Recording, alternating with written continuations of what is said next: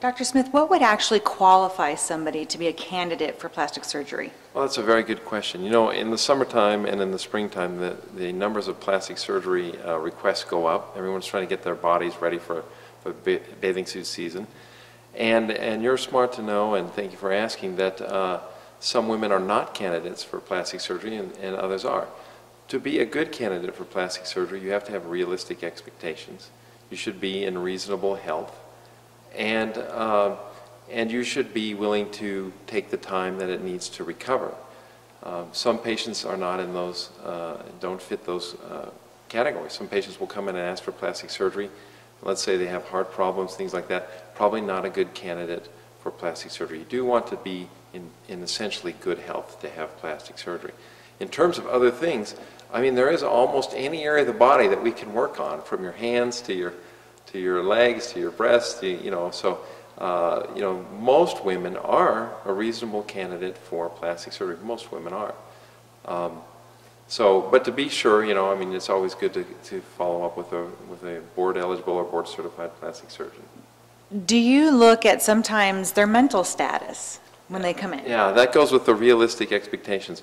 We do turn down some patients in my practice, probably about 10%, because they'll either have unrealistic expectations or perhaps they're fixated on something that's really not that bad. If someone comes into me and says, my nose is so awful I can't go in public, and you look at it and it's a pretty normal looking nose, you know that this is a person who will never be happy, and that person would be better not having plastic surgery. There are also people who do get addicted to plastic surgery. Some do it in a different way. You know, they have one and they like it, and they're happy with it, and it gives them a lot of self-esteem, and they have another one. And, you know, that's actually kind of reasonable, but others will get in these huge numbers where they have to have 19, 20 plastic surgery. I have one patient like that. They're demanding more plastic surgery, insisting that I do more things that they don't need and that I don't want to do. So that's also not a good candidate for plastic surgery, that kind of person. Well, now, with men and women who do want to have plastic surgery done, a lot of times the question is it affordable for them? Or does insurance cover it? Things like that. Those are great questions also. Truthfully, for most cosmetic surgery, insurance will not cover it. For reconstructive surgery, insurance will cover it. For example, after breast cancer and breast removal, reconstruction of the breast is usually covered, as it should be. Sometimes insurance companies will cover pinning back the ears on young children if there's a lot of psychological problem, but most cosmetic surgery is not covered by insurance. It is, as far as surgeries go, among the most affordable of all surgeries. That's surprising, but it is actually not super expensive for plastic surgery compared to something like maybe a knee surgery or a hip surgery. But nonetheless, surgery is expensive.